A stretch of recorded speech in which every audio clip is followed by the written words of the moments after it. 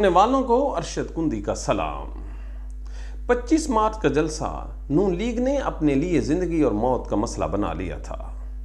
نون league نے اپنے تئیں ہر وہ کوشش کر ڈالی جس سے یہ جلسہ ناکام ہو۔ نون لیگ کا یہ خیال تھا کہ لاہور شہر میں پی ٹی آئی کی مقبولیت نہ ہونے کے برابر ہے اور لاہور شہر آج بھی ان کا قلعہ ہے۔ وہ یہ سمجھتے تھے کہ جتنے بھی بڑے جلسے لاہور شہر میں ہوئے ہیں ان میں لاہوریوں کی اکثریت نہ ہونے کے برابر تھی اور جو دوسرے شہروں سے لائے گئے کارکنان تھے وہ پنڈال بھرتے تھے۔ حکمت عملی یہ اپنائی گئی کہ اس دفعہ کیوں نہ دوسروں شہروں سے آنے والے کارکنان کو روک لیا جائے، لہٰذا راوی پل، سگیاں، ٹھوکر اور کوٹ رادھا کشن کے جو راستے تھے ان کو کنٹینر لگا کے سیل کر دیا گیا۔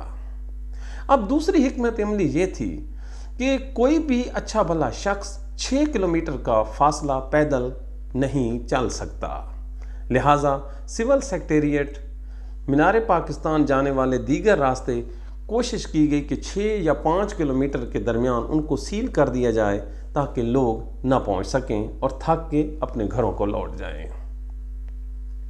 پی ٹی آئی کے ورکروں نے اس دفعہ وہ ٹھانی اور وہ کر دکھایا جو بالکل ناممکنات میں سے تھا۔ 8 بجے تک پنڈال خالی تھا اور یہی وجہ تھی کہ نون لیگ کا میڈیا سیل بار بار جو فوٹیج ہیں پنڈال کی دکھا کے اپنی فتح کے اعلانات کر رہا تھا۔ یکا یک کایا یہ بدلی کہ 9 سے لے کے 9:30 بجے تک لوگوں کی آمد ڈبل شروع ہو گئی اور پھر ایک ایسا ریلا آیا جس سے عام الفاظ میں انسانوں کا سمندر کہتے ہیں، جس سے پنڈال بھر گیا۔ آزاد ذرائع یہ بتا رہے ہیں کہ عمران خان کے اس جلسے میں 2.5 لاکھ افراد نے شرکت کی، جبکہ جو سرکاری اعداد و شمار ہیں وہ 45,000 لوگوں کی خبر دے رہے ہیں۔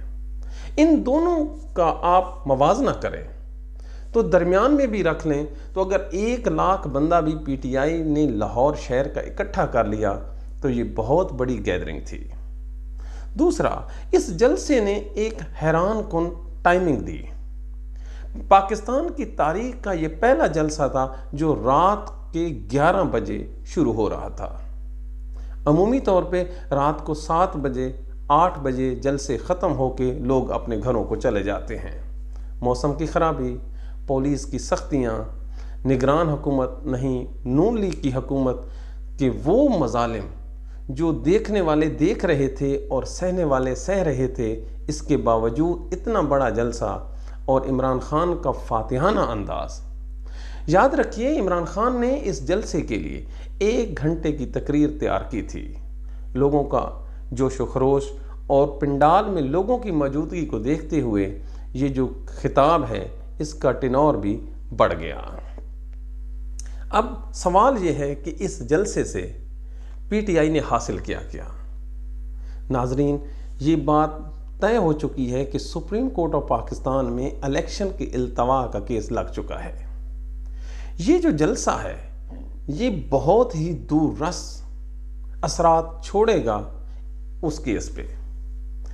عدالتوں میں بیٹھے جج صاحبان کان بھی رکھتے ہیں، آنکھ بھی رکھتے ہیں اور محسوس بھی کرتے ہیں جو حدت نیچے ملک میں ہو، لہٰذا عمران خان نے اس کامیاب جلسے کے بعد تقریباً اپنا کیس جیت لیا ہے۔ ہماری یہ فوٹیج آپ سنبھال کے رکھ لیں۔